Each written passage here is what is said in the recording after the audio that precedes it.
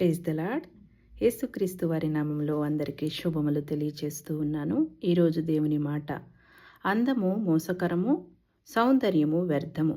ఈ లోకము బాహ్యంగా కనిపించే అందాన్ని ఎక్కువగా విలువనిస్తుంది కదా, కానీ దేవుడు చూసేది బాహ్య సౌందర్యాన్ని కాదు, హృదయమని బైబిల్ చెప్తుంది. కాలం మారుతుంది, రూపం మారుతుంది, కానీ దేవుని భయం ఉన్న జీవితము ఎప్పటికీ విలువను కోల్పోదు.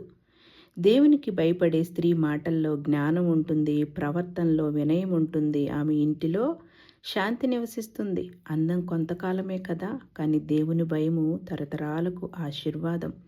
మన జీవితంలో ప్రశంస మన రూపం వల్ల కాదు, కానీ మన విశ్వాసం వల్ల రావాలి. ఇదే మన దేవుని మాట. చిన్న ప్రార్థన చేసుకుందాము.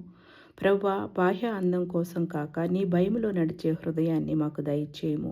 మా జీవితాల ద్వారా నీకు ఇష్టమైన ప్రశంస కలుగునట్లు చేయమని యేసు నామములో ప్రార్థిస్తున్నాము. ఆమేన్.